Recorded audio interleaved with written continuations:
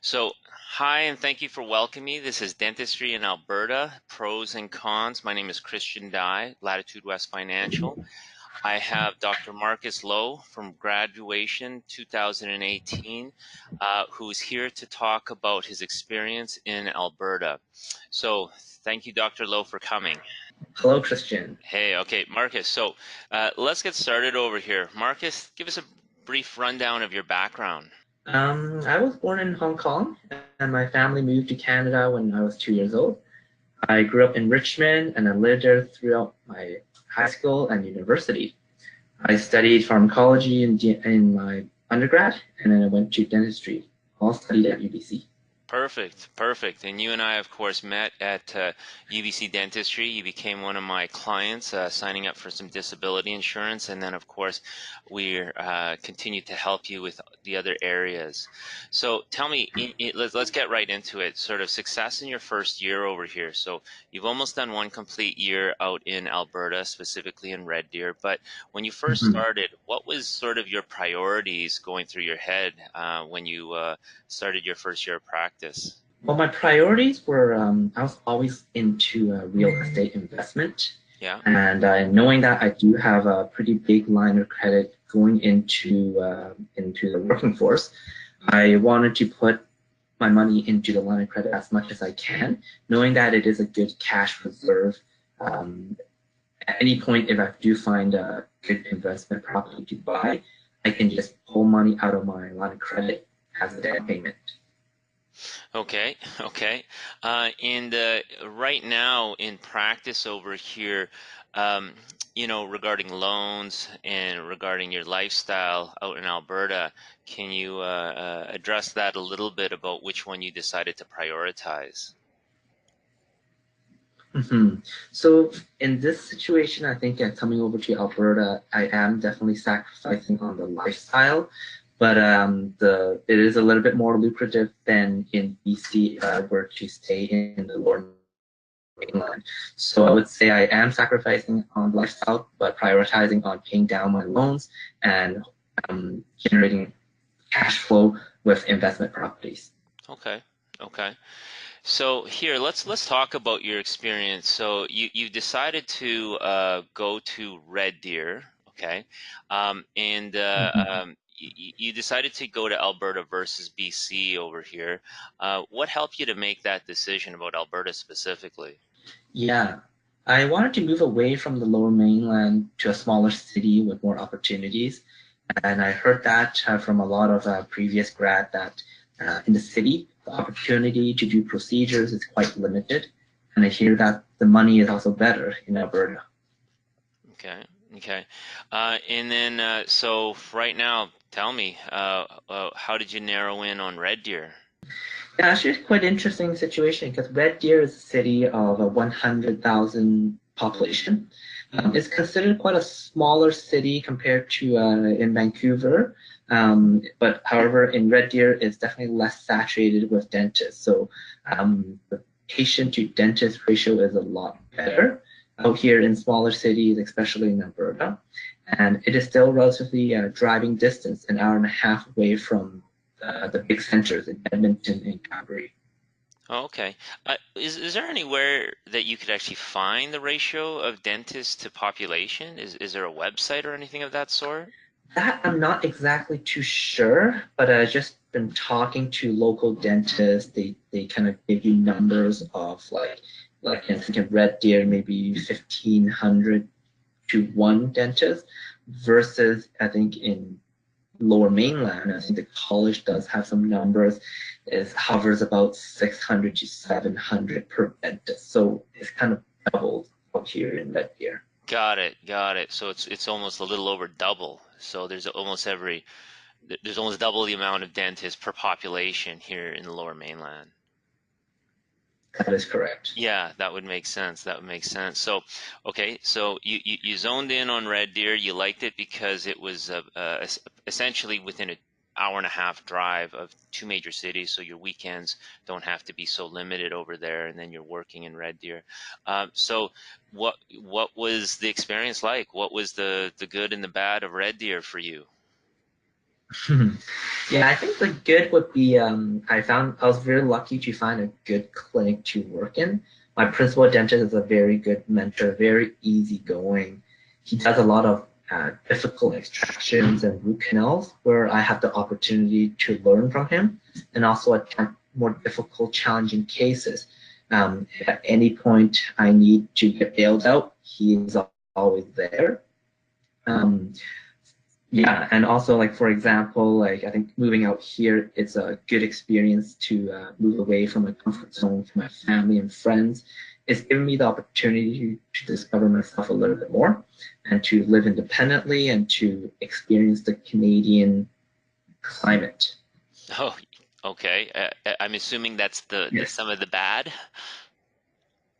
I guess not necessarily. I think that's still all that should be in the is good. I guess it's a new experience. I guess for the bad, it will be the clinic is not as busy as I would hope it to be. I think Alberta is not as good as what it once used to be. The economy is not as good at the moment with the oil, not as good, and also with the fee guide implementation for dentistry. Um, is not as good as it used to be. Uh, But it's still better than um,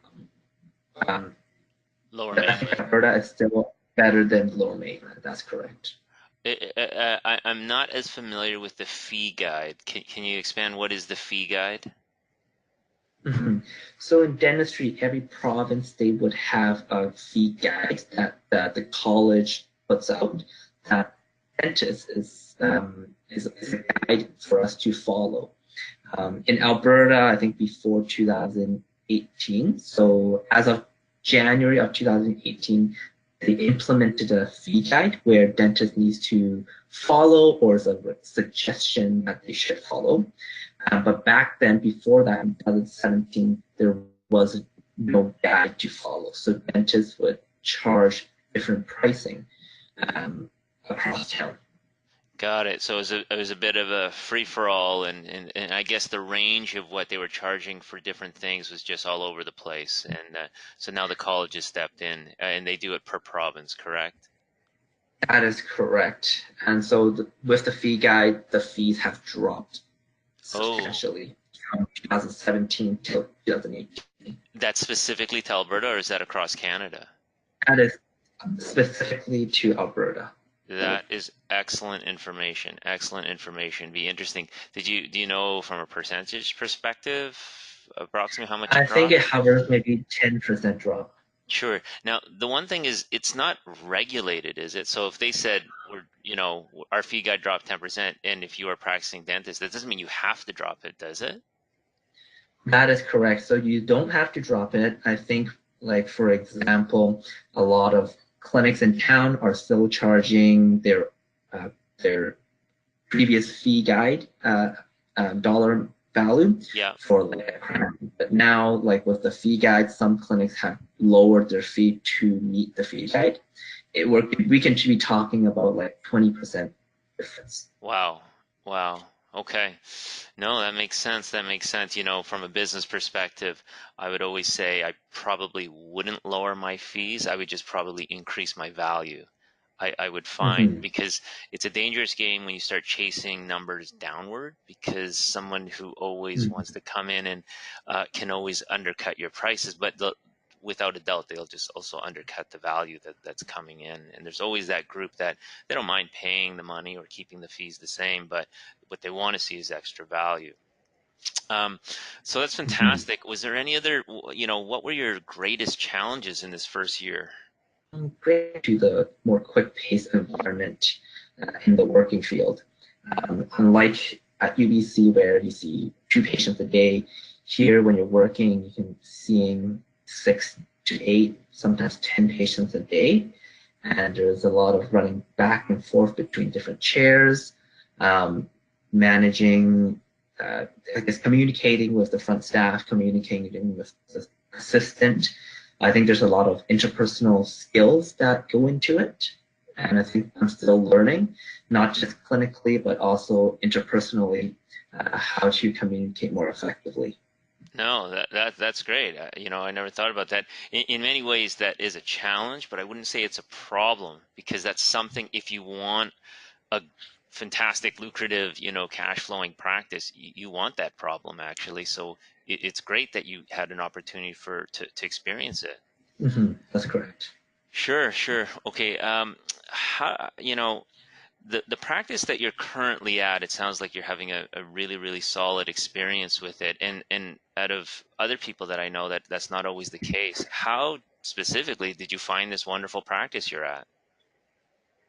hmm Yeah, so when I decided to be coming to Red Deer, I didn't have any connections. I just simply Googled around and see where clinics are, and I cold email, cold call clinics. I think I'd say I've sent around 15 to 20 emails, and I think maybe 8 or 9 got back to me, and I was set up for 5 interviews within 2 days during the weekend. And throughout that process, even before deciding to Red Deer, you definitely helped me a lot when I was in fourth year dental school.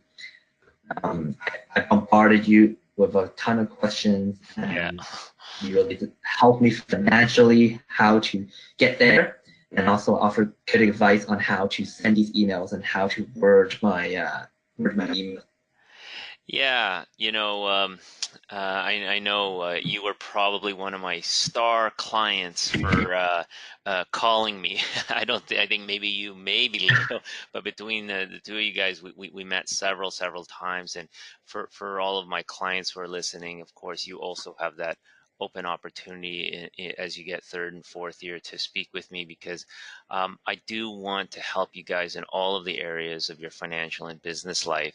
And to summarize over here, what we had done is we had met early on in your fourth year, and we took a look at the areas that you were interested in. And I think I encouraged everyone, instead of going for breadth, to go for depth. So instead of sending, 50 emails out to 10 different provinces, I said just pick 3 areas at the very, very most and try to narrow down. And I know Red Deer specifically was on your radar, even though you had no connections over there. You just heard that, people have Mhm. had good experiences.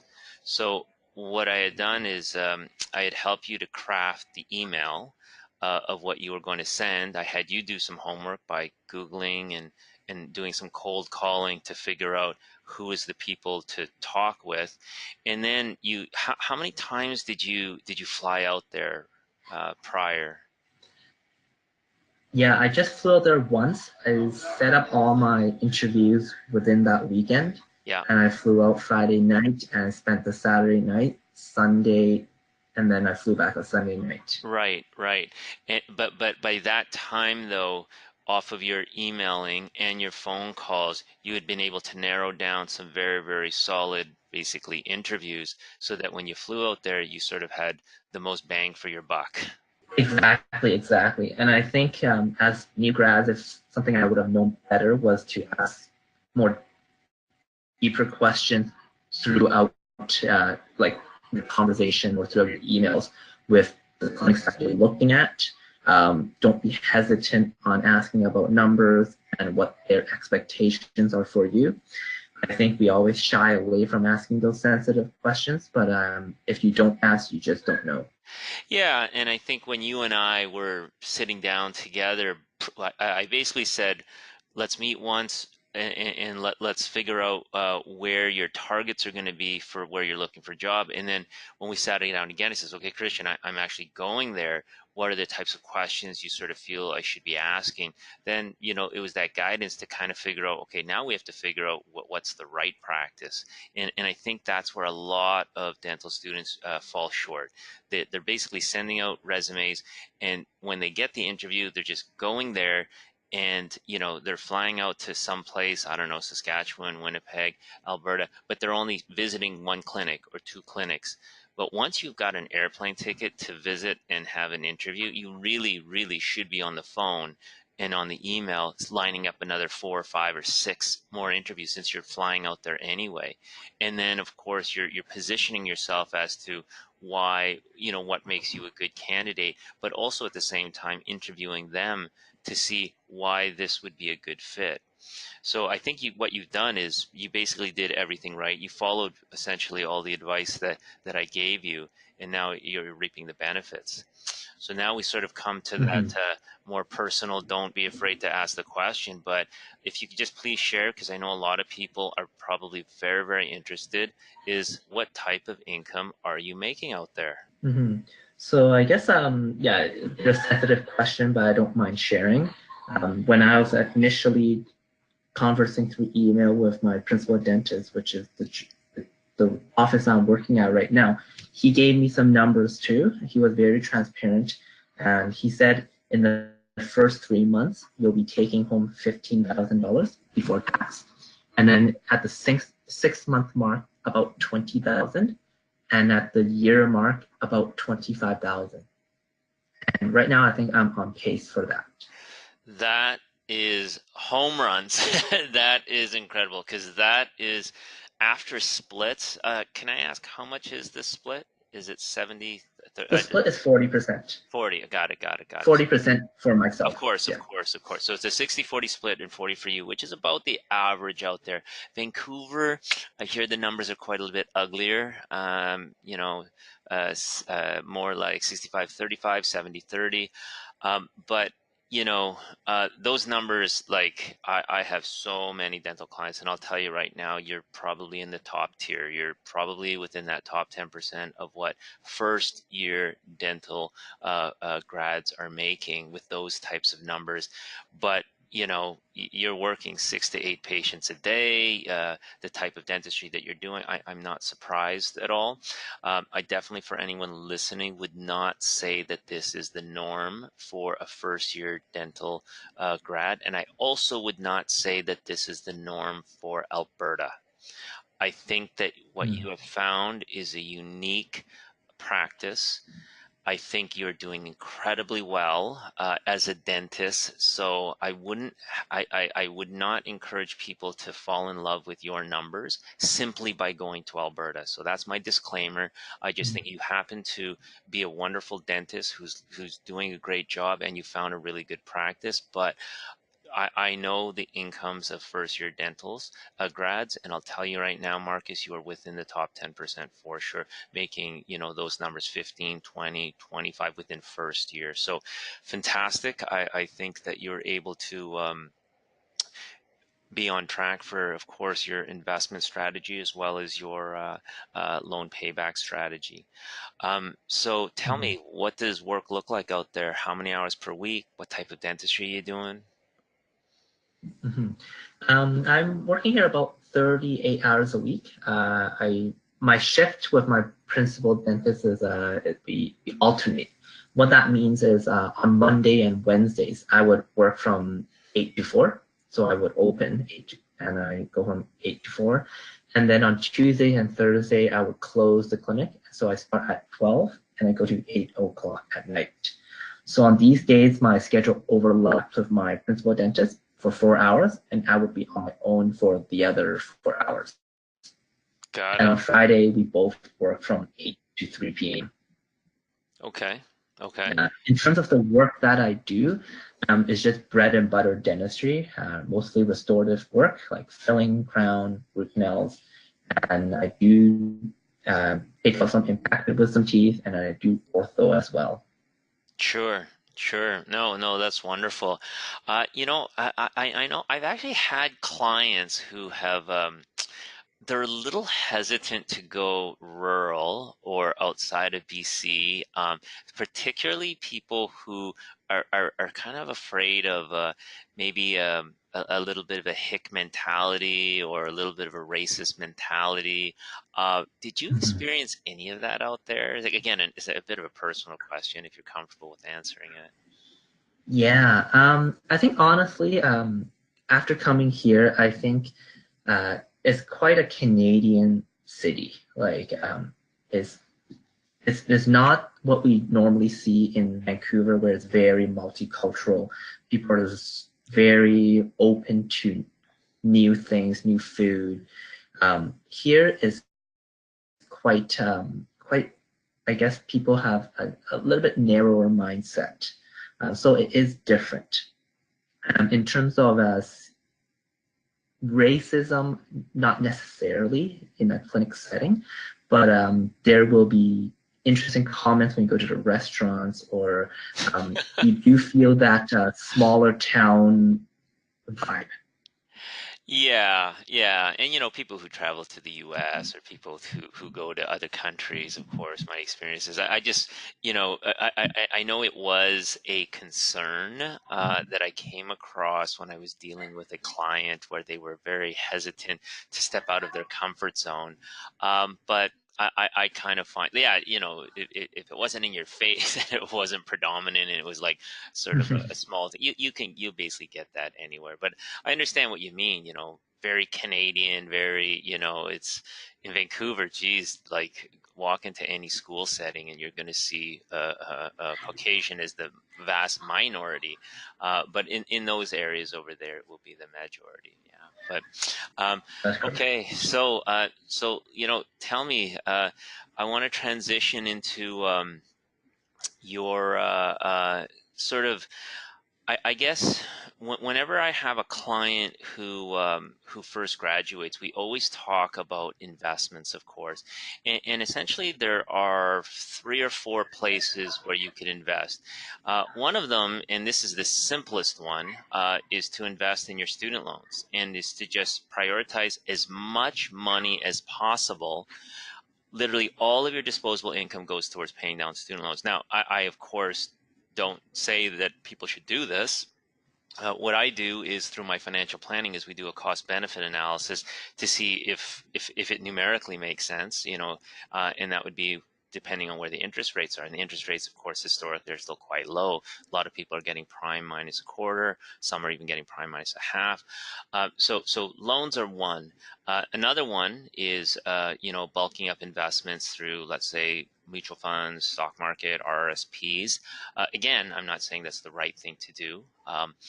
There's no leverage that's involved, so the acceleration would be quite low, and the markets are quite volatile. Now, I do, of course, have clients who invest in these things, but I go through the pros and the cons. Another place might be real estate, and of course, all my clients know I'm big on real estate. I love real estate, and most people don't know what they're doing in real estate. So my guidance is incredibly, incredibly important when we are looking at that as an investment opportunity. And then probably the last one for dentists is prioritizing buying a dental practice. They sort of have goals of buying one within 1 to 2 years sometimes, and then again it's that same model. So tell me your priority, and I already know this answer, but for our listeners, what was your priority for your investment? Mm-hmm.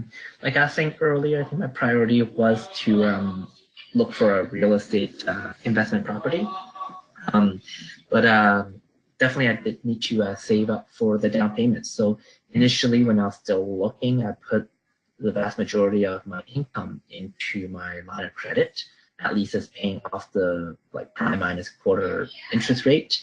And at the same time, is like a cash reserve fund. So if I strike on a deal, I can pull money out, and money could go into the down payment.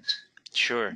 And right now, with my help, you were able to buy something. It hasn't been finalized yet, but you did purchase your first piece of real estate. And one of the reasons why I like the idea when we first spoke about going rural, right away I put it on your radar that since you'll be so close to these opportunities, these real estate opportunities, that you should look heavily at real estate in your own existing area. So tell me a little bit about this place that you, where this first deal that you got.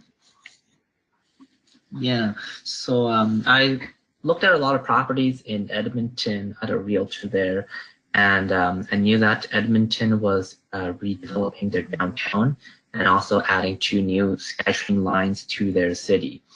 And this was all but Christian. I think he showed me a couple of YouTube channels that he follow, and on some of these channels and podcasts, people were talking about new cities that people are investing into. And I think Edmonton was one that they brought up. And that's why it also gave me another clue as to, okay, and a bit more confident as to I should do more research in Edmonton. And that's how I really got started. And also, I didn't really know what the cap rate was or how to value real estate.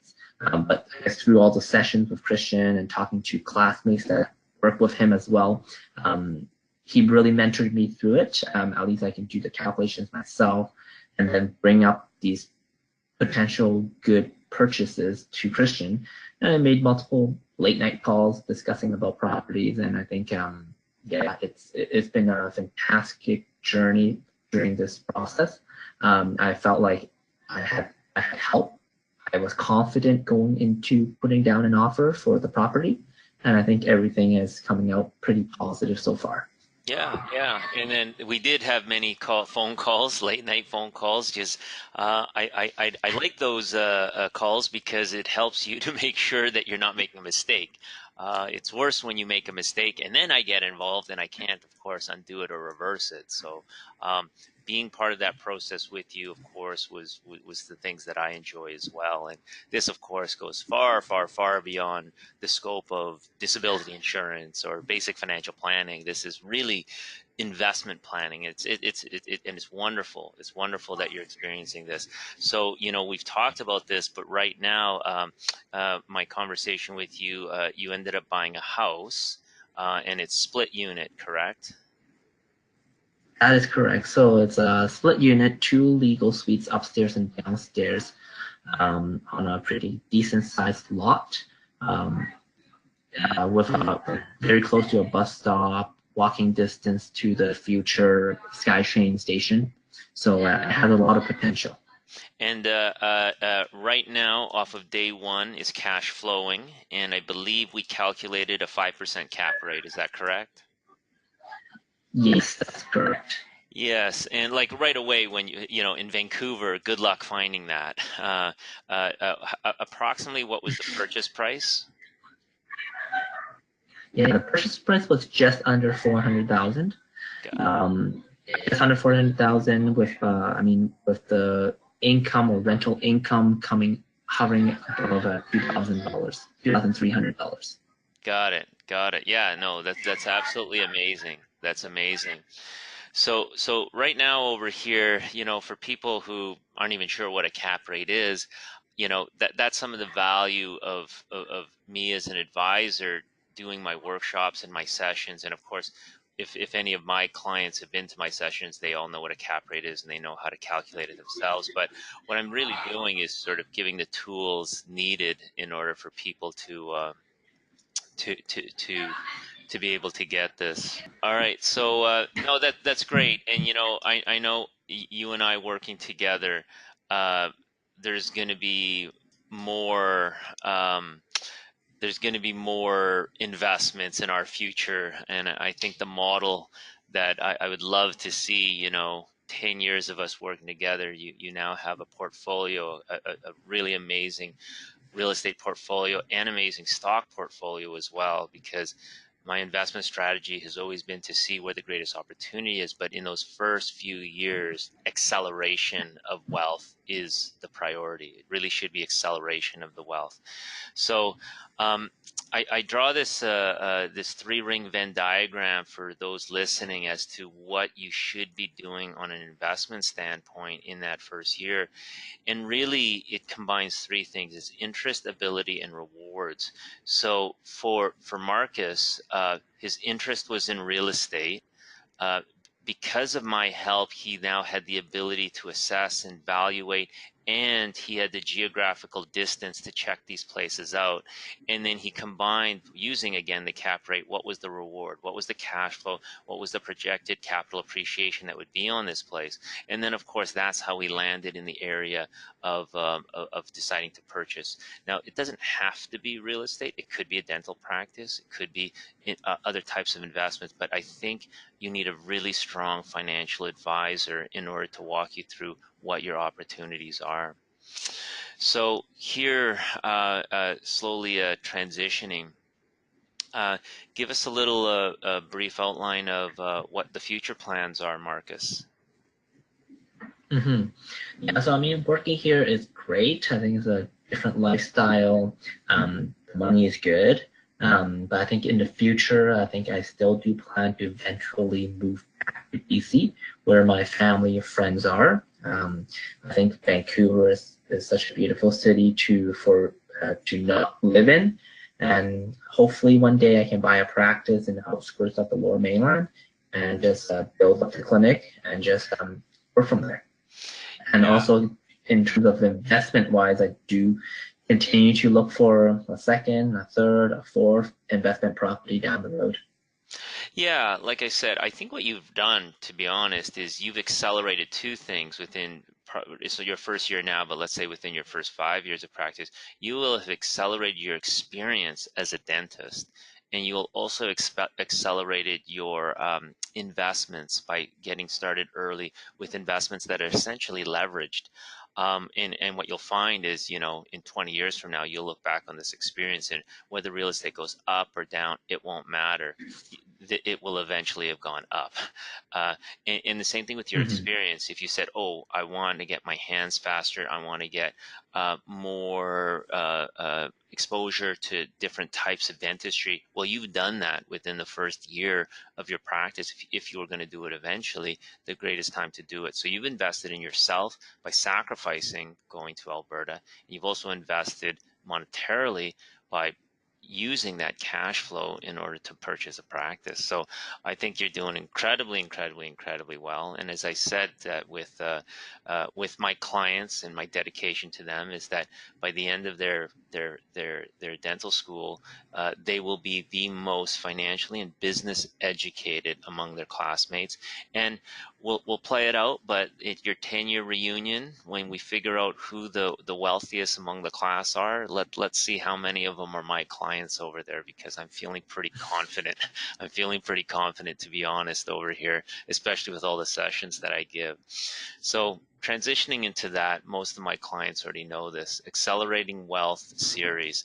I've only had 3 of them this year, which is fantastic. Sorry, there's 3 of them for 5 of them for this year.